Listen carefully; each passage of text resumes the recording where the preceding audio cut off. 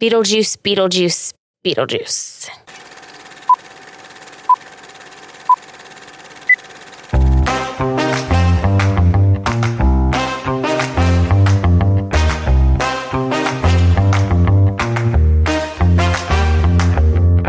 This is the Flabbergasted podcast, where we just can't believe you haven't seen it.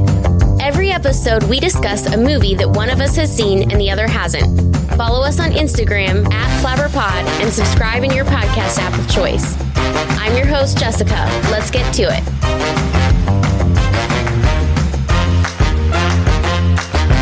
Okay, so we, in honor of our Halloween episode, or, if you will, we are going to talk about Beetlejuice, and I'm here with a guest host today, the first time ever, I believe, Rachel. I have been talked about a lot on the pod. I've never joined in. You guys have just talked about me. Yes. My bad. We have had a different guest host, but this is the first time Rachel has been a guest host. And Rachel would be a friend of mine, which is really the top billing, but she's also Rogie's wife, I guess, if we want to. I'm a multi-level guest here. Yes. I've got multiple facets. Multiple connections. Yes. Yeah. Okay, so we just watched this together. I've seen it before. This is a movie that for whatever reason, my dad always liked this movie. So I've seen it kind of just, I've seen bits and pieces of it multiple times growing up. Okay. And then, but more about the movie, 1988 film. It's a comedy fantasy by director Tim Burton. And this has won an Oscar among some other Saturn Awards, but it definitely won an Oscar for best makeup with, and I'm going to mess these names up, so just roll with me here, but V. Neal, Steve Laporte, and Robert Short. So I think you can agree, as we were watching the movie, the makeup was pretty crazy and pretty fun and cool. Yeah, it definitely had a life of its own. So you said you've seen bits and pieces of it occasionally, but you've never seen it all the way through. Did we say the name of the movie? Beetlejuice. I said it 3 times in the beginning. So you did, but I wasn't sure where that was. So yeah, we watched Beetlejuice for the kind of Halloween seasonal episode. Yes. And so yeah, that's the one that we're going through. I have just seen the part of the wedding scene, and then I think maybe wedding the house scene between Beetlejuice and Lydia, or the seance with the Maitlands. Yeah, the one between Beetlejuice and Lydia, because I remember her red dress. And then I've seen the ending scene, too, where she's dancing. And that's about it. And I know you're not supposed to say his name. And so that's kind of my background with it. It was never something I was super interested in. It wasn't one that, our family watched at all growing up or anything like that. So we don't have that history like you do. Yeah, it's definitely kind of a quirky film, as are all of the Tim Burton films, yes. I feel like. Which is fine. He's definitely got a style. Mm-hmm. So we open up, and we just sort of kind of review and see what you like. But we open up, and they have this. Oh, I should point out, I don't know if the Men in Black episode will be released by then. But we started watching the credits, and I hadn't when we watched Men in Black, I just remember thinking this reminds me of Beetlejuice, but I didn't. I couldn't actually tell you anything about the credits for Beetlejuice. And so when we watched it tonight, I was like, oh yeah, it totally did remind me of it. And I could feel the connection again. But we open up with the credits, kind of going through the town, and we see the Maitlands in their crazy, weird farmhouse. And you're like, oh, they're so in love, which was so fun. And I'm like, yeah, they're married, which is not always a one-to-one thing, but we hope it is. But yeah, they're married and it's great. And you're like, oh, it's a diorama or diorama. I actually have heard that both ways. I think I've heard it both ways too. Okay. Yeah. So any comments there? he was just super meticulous. Like, he built all of the homes and like furniture and stuff by hand. I think the truck he probably didn't, but like he specifically talked about, I think, like the wood that he used for it. And like that was like her present was she got him something so he could build, I think, like a table that he had said like, oh, this will be perfect for this. And so like just the attention to detail for that hobby of his is, I think, pretty crazy. Yeah. And it's crazy in real life, but it's also for this movie, that thing plays such a big role, which is like kind of interesting on its own. But they're interrupted by Jane, the realtor, who's like kind of creepy in a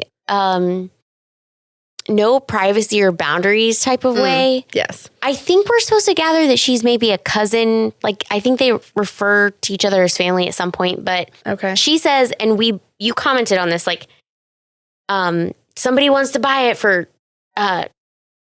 $260,000. Yeah. And so even if we're assuming that this film was not dated, but happened in the time that it came out, so in 1988, I feel like that's a good chunk of money. Like, to me, that's a good chunk of money now, but like in 1988, that's going to be a really good chunk of money. I mean, buying a house now, like that, our house isn't that much. Like it's not near that much. And so, and like I think we have a pretty decently sized house, and like it's got a pool and amenities and stuff. It doesn't have a diorama. It doesn't have a diorama, no, not yet. We'll see. Rogi's into D&D now, so who knows?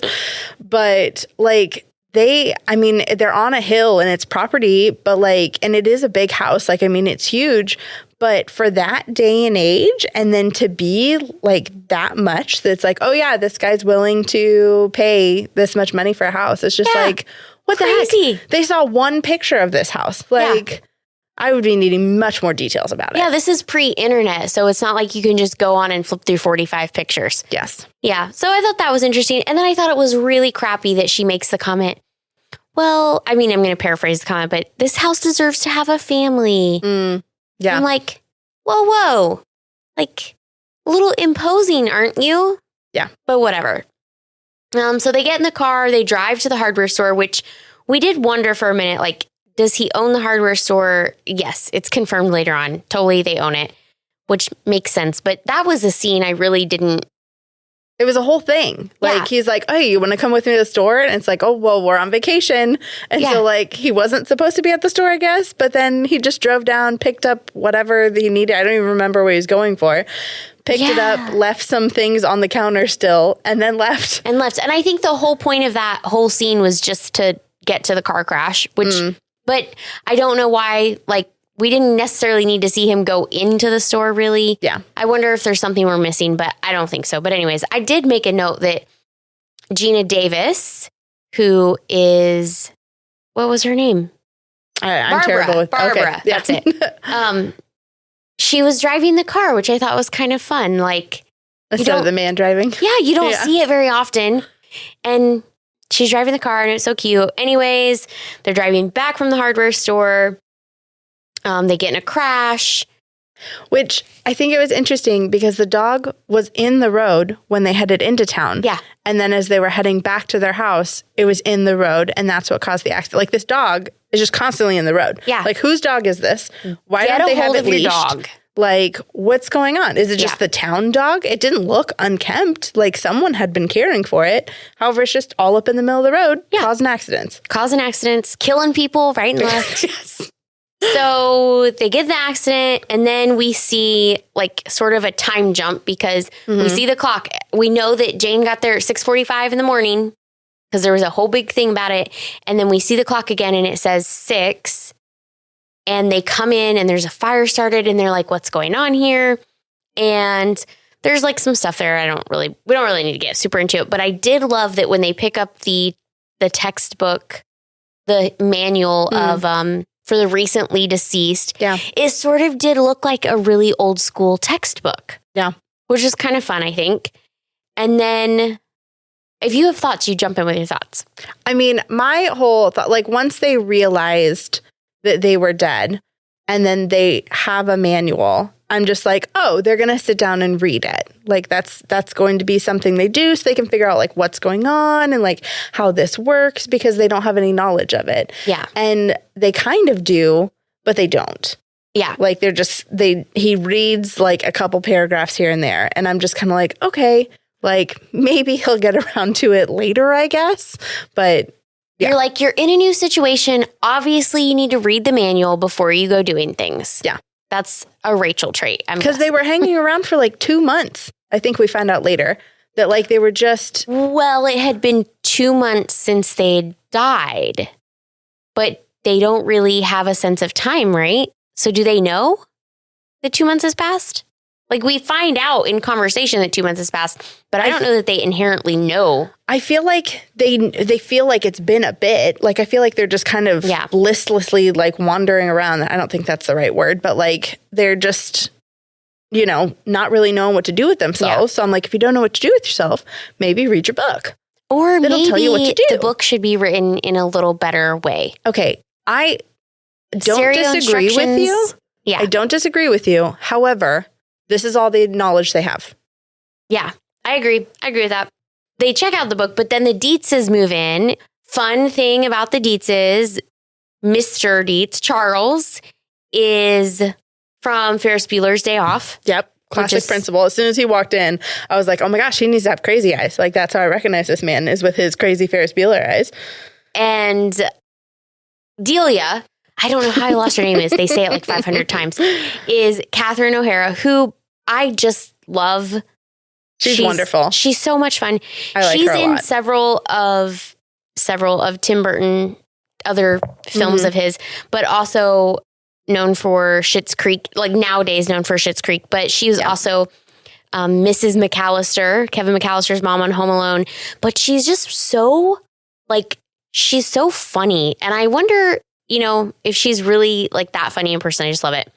I also forgot to mention that Mr. Maitland, Adam, I wish I could remember these names better. I'm no help with Baldwin. You. Oh my gosh, wait. Is it so it's Adam, Barbara, Charles, Delia, Lydia. Oh, okay. I was like, but that's I was fun. thinking I it was never going like that. alphabetical. Yeah. But I mean, then there's Otho or whatever. And so that's, yeah. Yeah. Don't love his character. No. Alec Baldwin, so very young. Young Alec Baldwin. He popped up on the screen and I was like, oh my goodness. You're like, what? And then Barbara, she's the girl from League of Our Own. Like literally the first like 5 minutes was me just like, oh, like that's this person. This is where they're from. Like, oh my goodness. Alec was 30 when this filmed, and Winona Ryder, which I wrote down that I wanted to check into it. I wasn't sure if this was pre-Edward Scissorhands or post, but we kind of figured she's around 16. And this was 2 years before. Wow, a whole 2 years. Yeah. So wait, can you confirm, did we say she's around 16? When Beetlejuice filmed. So that's kind of crazy too. And then did you recognize Beetlejuice? So like I recognize him as an actor, but like I can't pull out a name. What do you think you've seen him in? Oh my gosh, I should have done any research on him. I'm going to start telling you and you're going to be like, oh my gosh. Yeah. I mean, maybe, I don't know. It's Michael Keaton.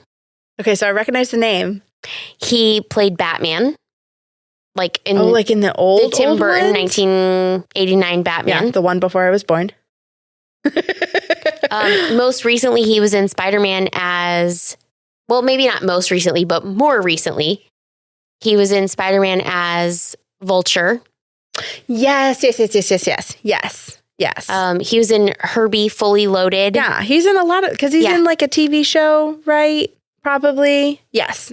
So yeah, it's a lot of big names for me because like now, like I've seen them, like I know them all from other stuff. Yeah. And then so it was fun to go back and see them as their baby selves. And just kind of be like, little. Oh wow, like this is one of the, I mean, it's not a jumping point for all of them, but like for Winona, it probably was one of them. Yeah, it was one of her earlier roles. I think Mermaids was probably earlier for her. Wow. So they were all literal babies in this film. back to the subject of the film, like the actual plot.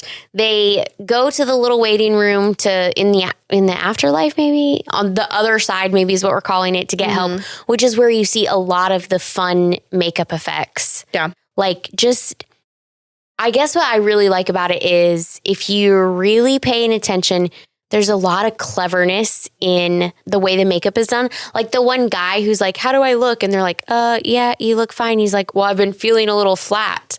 Like, yeah, that's funny. Yeah. And you don't necessarily see it coming. So I love all of those things. And I think the makeup is crazy. And in those scenes, they also have a lot going on in the background. So I kept, every time it came on, I made sure to like put, because I was taking notes on my phone as I was doing it. So I was like, okay, I need to pay attention of like what's going on in the background. Like they didn't have just like, you know, plastic dummies or whatever. Like there are like things on strings or whatever. So like stuff is happening by like real people or, you know, actually moving and different stuff going on.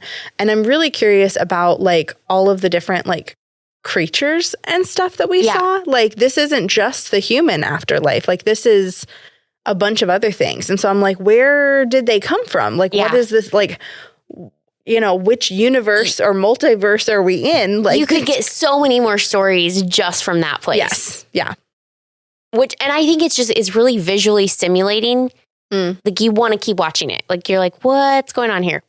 Oh, real quick to jump back. So before they went down there, they did step outside the house and realize they couldn't leave the house. Yes. And he was gone for like a couple hours first. And then like they went out together at one point. And I love that her first instinct was to punch the worm. Like it was like coming up and then she was just like, no. And so then she punches it. And I was just like, yes. Like, yes. I would hope that would be my first instinct. But I mean, I've never been in a giant worm situation, so. Right. But the more you think about it, the more instinctual you'll act when it happens. Yeah. Yeah. I do like that. I really like Gina Davis. I think she's kind of BA in some of her roles. And so I like that she gets to be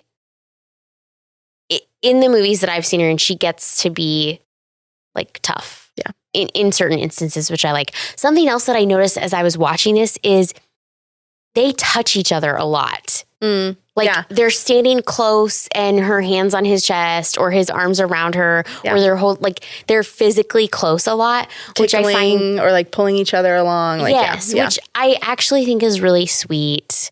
It goes back to like the first comment of like, oh, they like each other. Like it's like they're in love. Yeah. I did make a note though that Delia's headband during one of their dinners, the dinner where she's like, you're miserable in New York and you'll be miserable here. Nothing's changed.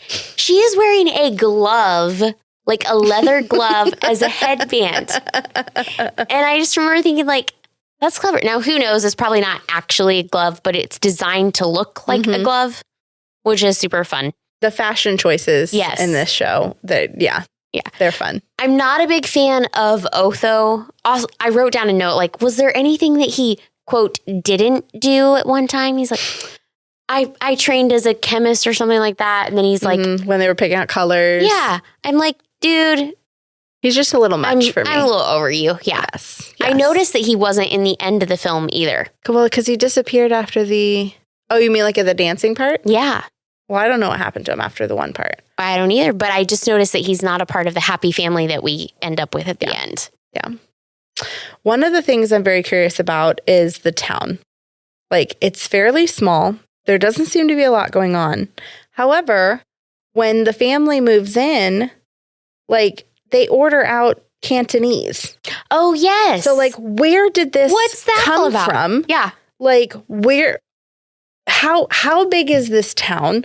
Like, where are they getting the supplies for the building the house? I mean, I guess it could be shipped in from New York. Do we have a location? Did they say Connecticut? I'm hearing from the Peanut Gallery that they maybe said Connecticut, but I didn't catch that part. But I know that they could get there by driving from New York. So yeah, I'm just very curious that like they have access to this when like we kind of got a glimpse of them driving through town. And it didn't look like there was a Cantonese restaurant there. Yes. Like that's not something. It looks like there's going to be like a mom and pop, maybe a Luke's Diner. Shout out to our Gilmore Girl fans. But just something really simple like that. I don't believe that they're going to get Cantonese in the little white boxes. Like, that's just not something that it seemed very out of character for the town that they were in. Out of all that happened in this movie, I think that was one of the most unbelievable things I saw. I'm happy that they got it. Like, good for them, you know? Broadening their horizons and, you know. But I have some notes here. The studio originally wanted to call the film House Ghosts. As a joke, Tim Burton suggested the name Scared Sheetless and was horrified when the studio considered using it. Michael Keaton ad-libbed 90% of his lines. Really? Yeah. Playing 90%? the title character, he only appears in 14.5 minutes of the film. I want to see the original script. If it was 90%, like, or did they just give him the freedom? Is he much of an ad-lib? Like, is that something he's known for? I don't know that I would say he's known for it, but I feel like he probably does it because he probably did it in Multiplicity, which is a movie where he gets cloned. Okay, I haven't seen that one. Okay, the film was set in Connecticut and was filmed in the small town of East Corinth, Vermont. Catherine O'Hara met her future husband, production designer Bo Welch, while making this film. Are they still married today? Which one's Catherine O'Hara? Delia. Moira. Okay. I'm so sorry, guys. Interesting. That's fun. That's a little love story. Bo Welch. Wow. Aww. That's precious. That's so romantic. I'm so happy for her. Okay, other notes. Did you understand what was happening here? Which time? Any of it. Like, so they're dead. People are moving in. They're trying to get the people to come out. Yeah. Or they're trying to, like, scare them out, haunt them out of the place. Beetlejuice is trying to get them to, quote, set him free. That's really not a quote, but, like, to try to get them to set him free. They summon him and essentially dismiss him by saying his name 3 times. That part I was confused about, because like you can summon him and then he's there, but then you dismiss him again. Like I feel like we swooped over the whole 3 times things, because she said Beetlejuice 3 times and then she said home 3 times, and like I don't know, like there was stuff happening, and I wanted a little bit more explanation as to how it happened. The idea is if you say his name 3 times, you can't argue that you've accidentally said it. I don't know who's accidentally saying Beetlejuice anyway, but you know, you are intentionally summoning him if you say his name 3 times. Yeah. And then I don't know that they explained it in the movie, but it just sort of, I watched it enough times that I picked it up. I don't really remember if they actually explain it. That you dismiss him by saying his name 3 times, which is why at the end during the wedding, they're trying to say his name to get him to like go away. Yeah. So they sort of summon him to help scare out the people, but they're starting to bond with Lydia, right? And we've gathered that they don't have children of their own, and they're starting to feel very kindred with her, and they don't want to scare her. Yeah. So we've got that going on. And then we have the fun, like, possession-ish haunting scene with the dinner party. And so prior to that, they talked to Juno and got some heads up first, which is like they're pretty much like dead caseworker. Yes. And like I put down, she was semi-helpful.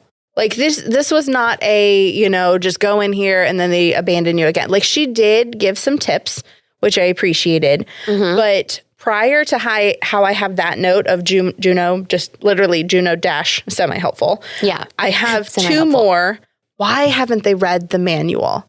Like, just multiple times as I'm watching this movie, I'm just like, you have a book. Like, read the manual and get some more information. And that was said to them multiple times when they were down there of like, well, where's your manual? Like, what are you doing with your manual? And I'm just like, that's probably one of my biggest pet peeves with this movie is they didn't read the manual and they didn't get that information. Yeah. It wouldn't even be a movie if they just read the book to begin with. It's like Harry Potter. I love Harry Potter, by the way. They do like the little dinner haunting, and then you're all excited because you're like, okay, they've kicked them out. But no, they want to meet Adam and Barbara. And turn it into a money-making thing. Yeah. Like, that was just the immediate response to it from the dad. Yeah. From the mom, I was like, okay, like, I can pick that up. But, like, the dad was like, okay, let's go. Like, let's get this rolling. Had a presentation ready to go. Like, he was like, and all they right. were acting like it was their intention all along. Like, which annoyed me. I did love towards the end of that scene, though, how Delia's agent was like, I've been consistently losing money on her work for years. Yeah, he wasn't messing around. What do you mean? You love my work. Don't you believe in me? That is a very well-crafted, like, if you weren't listening closely, you wouldn't have caught it. It's the corporate, how do you say this? With Yeah. trying to not be a terrible person. Like, And then he just really slims it. You're a flake. You've always been a flake, and we're out of here. Yeah. So as we're watching this scene, I'm just looking at her outfit, and her hair is what sticks out the most to me, because she's got one side where it's got her little like baby hair zigzagging onto her cheek. Yes, and on the other which I side, love. there's That's two of the little baby. Like, Yeah. it's one and then two. And then she has three little baby ponytails in the back. It's like a little baby Rey Skywalker, but without the buns. And so it was just like, oh my gosh, there was just so many fun design choices. And we didn't even talk about the house and how they redid it. Like, Oh, yes. I mean, just wild. I mean, Like, I don't hate it, but I would never do it myself. But like I'm not the inside, but the outside was kind of like, honestly, you know what the outside reminded me of those little wooden blocks that like kids play with. Like not the Lincoln Logs, but like similar to them. Not Lincoln Logs, but like, I don't know what they're called, but the other set of blocks, like with the triangles and different things, that's totally reminding me of that. I liked the giant fridge in her kitchen. I liked that she had her knives like up on like one of the like hanging Magnetic things on the wall. thingies. Yes. Yeah. And then I was really intrigued at what she was going to cook. And so we got to see a little bit more into like their relationship too. And like, she's a stepmom. So it's like, what happened to mom and like, what's going on? And because they obviously don't like each other. And so it was just kind of interesting to see them playing about and what more of that mother-daughter relationship looked like. Yeah, the dynamic happening there. Yeah. Yeah, they're all very, you don't go, oh, I, like with Adam and Barbara, you're like, oh, they're so cute. You totally see why they're together. And this other family, they're all so the deets different. you don't understand, like, it doesn't make sense at all. Yeah, you're mixing oil and water and something else that doesn't mix with those two things. Yes, agreed. Like just all of something black. Like It's very, very different. And not saying that it's bad, but it's just, there could be a story there. I would watch a movie about that story too. Yeah. Well, the dinner party leaves. There's like a whole thing about what they're doing. Lydia decides she wants to commit suicide, I think, to be with Barbara and Adam. There was so much talk about suicide. Like, there were several jokes. Like, I was like, what is going on? Yeah. Like, there's a lot of that. Okay, guys, we can take a chill pill on this one. And I think that she just, because she's gotten to know Barbara and Adam throughout this, like she enjoys spending time with them and hanging out with them. And she was already kind of obsessed with being dead already. Yeah. And so, and spoiler, she read the book. Like she found it and read it before Barbara and Adam did. So she like got to know different things about it and like what was going on with it. And so I think she just, she felt more comfortable in that area. And that's what she wanted to do. What did you think was happening during the seance when Otho's, they're like, we'll make the dead people come down here and talk to them. What did you think was happening? I just thought he was going to read some stuff from a book and nothing was going to happen. Yeah. Like I thought it was genuinely, because she made the line, she said the line, oh, you can't even change a tire. Like she was just like, okay, you don't know what you're doing. You can't handle this. Yeah. I'm not going to be worried about it. And then he flips through the book because I guess he read it too. The two humans read the book about the undead, but the undead didn't. And he found it and it was actually working. I was like genuinely surprised. Because I was like, oh, okay, he's not going to be able to do it because he's incompetent. And like, there's no way he's going to have found the spell that he needs to make this happen. Yeah. Did you realize that essentially he was exorcising them? So I didn't, But I thought the connection was that, like, once I saw them and kind of their faces were getting skeletal, Yeah. I was like, oh, they're going to the Lost Souls. Like, that room that they had talked about and, like, looked at when they went to go see Juno for a second. And so I kind of made that connection. And so I was like, okay, that's happening. Yeah. Okay, so Lydia makes a deal with Beetlejuice to stop that from happening to Adam and Barbara. Which, by the way, Beetlejuice, so incredibly creepy. Like, I was, like, crawling in my skin multiple times because I was just like, okay, sir, you need to just stop with your hands and your eyes and your mouth and all of that. Like, and even, like, just his body movements, like, they weren't, like, overtly sexual or anything, but they were just, like, creepy. Yes, it was extremely creepy. Yeah, he did such a good job. Mm-hmm. Like, if I think you're only drawing on Vulture. That's the main. But I think he was in some TV show that I grew up watching as well. And so I feel like I have kind of like a little bit background of that, of him being like a serious man, like maybe an attorney or something, or like a military guy. So I don't know where that's coming from, but like I have some type of memory of him. Working Stiffs? No. Okay, you grew up with, so we're talking about like a 90s. Yeah. Well, I Googled his name and TV shows, so I'm looking. Because I don't remember him being in a TV show. Maybe he wasn't. Maybe I'm making it all up. He was in several episodes of Mr. Rogers. I did watch Mr. Rogers. Did you watch some reruns of that? Well, okay, but anyways, my whole point in this whole like rabbit trail is Michael Keaton as Beetlejuice and Michael Keaton as Vulture. Very different. Like, you can say Delia as Delia or Catherine O'Hara as Delia and Catherine O'Hara as Moira. They're in the same vibe, you know? They're same realm. Yeah. Quirky, very eccentric. Yeah. Like the Which, whole... if she loves to play that, that's great. I mean, she has other roles where she's not like that, but those are the two that you're picking up on mostly. But for Michael Keaton, it's just very interesting because those are two very different roles, and he does it really well. Like, he's creeping me out. So yeah, he did a great job. Yeah. So anyways, he makes a deal with Lydia. They're going to get married to save Adam and Barbara. And the snake, Barbara's snake friend, eats Beetlejuice and gets rid of him. We jumped around a little bit. But yeah, I'm at the end now. Yeah. At the wedding. And then we have like this cut scene to the whatever school for girls. Yeah. What did you think about that? You're like, hold on, I'm skipping through my notes now to get down to that. You're like, there's so much action, and then bam, we're at a schoolhouse. There's definitely cut scenes throughout this where it's just kind of like, okay, this is happening. And it's just, again, this town, how big is the town that we have just Miss Sharon's school for girls? Yeah. Like, where are the boys? Where do they go to school? There are no boys. There's no boys. Adam was transplanted. They're all teenagers. Like, it wasn't like, you know, there weren't third little grade kids through whatever. Right. Like, it was all high school. It's got to be a high school. Girls. But the schoolhouse was kind of little. It's not like. It's not that little. There was like 30 girls. That's a good amount. How many people were in your graduating class? I went to I was homeschooled, and then I went to a small Christian high school.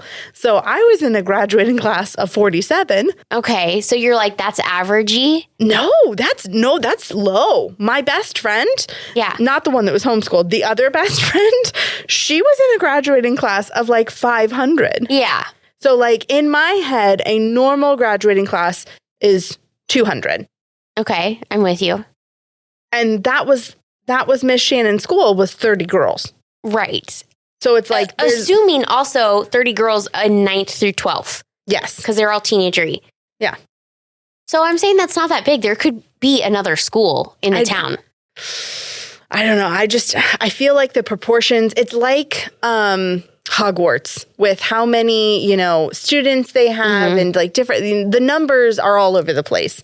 And I feel like with the size of this town, the people we see, the Cantonese restaurant, and then the amount of girls that are at this does single not match school, the initial introduction of the town. It's not working for me. Yeah.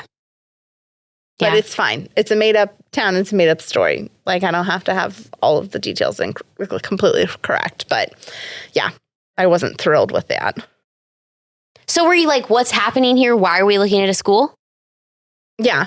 I was just kind of like, okay. And then you see Lydia comes home and she's not wearing her all black garb with like the black veil. She's in her school uniform, but she does have a black petticoat underneath her school skirt that is longer than so she's still got some of her black in there, but she's definitely toned down a bit, quite a bit. Yeah, they got the house completely back to normal. Which is crazy. Everything, even down to the wallpaper. Yeah. It was wild. I was like, what? Oh my gosh, so much wallpaper. Yeah, all the wall. It's like you're in my house where there's wallpaper, border, like everywhere. I mean, that was Adam's gift to Barb. That was the anniversary gift, was more wallpaper. Yeah. Like, it wasn't this is like, oh, we moved into this house and this is what it is. This is a choice they made. Yes, it is a choice they made over and over. I love that. Like, wallpaper is always a choice and they chose it. Yeah. Yes. Not even shiny wallpaper. Not even the cute stuff. Flowery. Well, one of the walls I think I did like. I was like, oh, that's not terrible wallpaper. But yeah, there's a lot of wallpaper throughout most of the house. It wasn't great. So the house is back to normal and Lydia's... They're all just living there. Yeah. The diorama is down in the living room. The dad's up in his study where the mom is now making clay sculptures. Yes. In there with him. Beetlejuice. Like, you saw Did you notice it was Beetlejuice? Yeah. There was clay in the background. So, like, that's actively where she's working with him. Yeah. So now they're just all living together. So much more harmoniously. Fun. The ghosts are parenting their child. They're relaxing. So maybe they're just using it as a weekend thing. Maybe she's living there with the ghosts during the week. And then they're coming down. So they're still like based in New York doing stuff and coming down occasionally. And they just happen to be there on this Friday that she got done with school. Well, you know that they're talking, like they're all talking to each other because he says, oh, it sounds like Lydia got an A on her test. Yes. Yeah. Which I thought was fun. Yeah. And then the part we were like, that's what she wanted for her A was the little bit of possession parlor Dancing trick type to thing. dance and sing. Yeah. Yeah. Which is kind of like just the fun little ending to it. Okay, so I do have a note here. So this is a Tim Burton film, which we've said more than once. And if you look at the special effects, like Tim Burton has definitely a style in the actors and the choices that he and they make, like creatively together. Like there's a vibe, a style that he goes for. But I thought it was interesting too because the actual special effects of like pulling the head like out and sticking the eyes in the mouth, like that visual effect that they showed that happening is very much his style in other films where he has visual effects like that. So I'm wondering, I didn't do any research on this. Don't get mad at me. But I'm really thinking, right, he has to have a team or people that he uses often for the visual effects. And they like know his vibe. And that's what they come up with. And I just think that's really fun and interesting because I like this idea of you find the people you like, that you collaborate well with, and you continue to work with them. And it's just like a really good creative atmosphere. But I did notice that. And if I looked it up, I bet I would find that there are some of those special effects artists that are working on his films consistently because there's just a thread. You can just tell that it's just similar probably to the way you guys can tell a Wes Anderson film's a Wes Anderson film. Yeah. Not by Jessica not liking it. Just throwing that out there now. I really did enjoy a lot of the fun details. Like we kind of already talked about the background of work. And so another one that I made a note of is when they are digging Beetlejuice up from his like grave, like they're in the diorama or diorama, whatever we decided upon. And so like it's the patches of turf. Yeah. And then the patches of cardboard, like cork. And Right. so like you're seeing bits and pieces of that. Like Of it's what not. it would have actually been layered. Yes. And then you're seeing it in like blown up or whatever, like view.